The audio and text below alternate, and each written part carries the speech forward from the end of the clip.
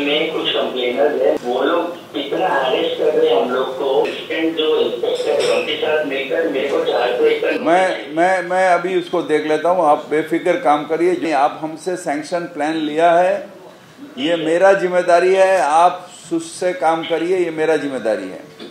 हाँ, हमको मालूम नहीं था, आप हमको बोल दिए हैं। आप काम कर लीजिए, जो भी कुछ करेगा आप सिर्फ हमको बोलिएगा, हम उसको अरेस्ट करा देंगे। শনিবার টক টু মেয়রে ফোন করে পুরসভার অ্যাসিস্ট্যান্ট ইন্সপেক্টরের বিরুদ্ধে হেনস্থার অভিযোগ করেন এক ব্যক্তি। অভিযোগ শুনেই পুরকর্মীদের একাংশের বিরুদ্ধে ক্ষোভ উগরে দেন ফিরহাদ হাকিম। অভিযুক্তকে শোকজ করার কথাও বলেন তিনি। বড় চার আছেন, কেউ গিয়ে হ্যারাস না করে দেখে নেবেন। প্ল্যান স্যাংশন আছে, 400 নোটিশ পাঠালো কে, সেই ইন্সপেক্টরকে শোকজ করুন। আপনাদের রুল 25ও আছে। কনস্ট্রাকশন করার সময় কেউ একটু 19-20 হয় বলে রুল 25 আছে, বিভিন্ন সার্কুলার আছে। আপনাদের ইন্সপেক্টরগুলো টাকা খেতে যায়, সেই টাকা যখন পায় না তখন এইগুলো হ্যারাসমেন্ট করে। Don't do this. কর্পোরেশনের এই করে ইমেজ নষ্ট হয়। Don't do this. কর্পোরেশনের সম্মানের সাথে আপনাদের ফ্যামিলির সম্মান যুক্ত। এই একটা বাড়ি করতে গেলে মাইনার ডেভিয়েশন হয়, সেখানে ইন্সপেক্টর এসে অনেক সময় চোখ রাঙায়।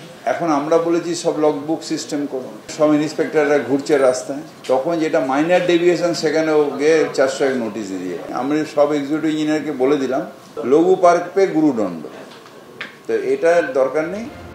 পাশাপাশি শনিবারে টক টু মেয়রে ফিরহাদ হাকিমের মুখে শোনা গেল আরজিকর মেডিকেলের প্রসঙ্গ। নির্মাণ সমস্যা সংক্রান্ত কিছু বিষয় নিয়ে তার কাছে একটি ফোন আসে। সেখানে কথোপকথনে আইনি জটিলতায় সমস্যা সমাধানে দেরির বিষয় উঠে আসে।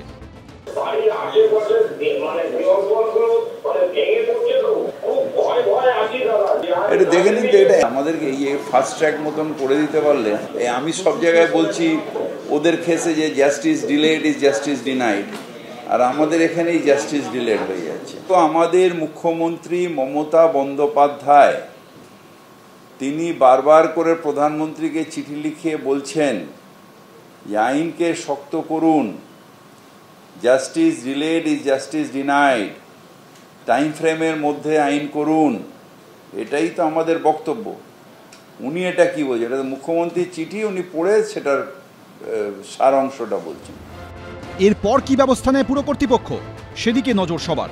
অর্ণব মুখোপাধ্যায়, এবিপি আনন্দ, কলকাতা।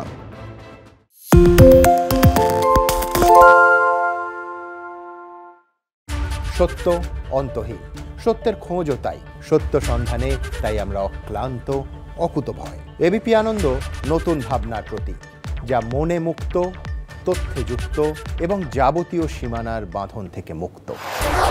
সীমা না শব্দটির মধ্যে লুকিয়ে আছে মানা শব্দটি, যেন চোখ রাঙানি এক অদৃশ্য বেড়াজাল, যা আটকে রাখে আমাদের এক ছোট্ট গণ্ডির মধ্যে।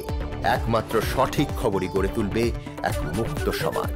সেই জগৎ গড়ার লক্ষ্যে কোনো সীমানার ঠুকুটি আমরা মানব না। এবিপি আনন্দ এগিয়ে থাকে, এগিয়ে রাখে।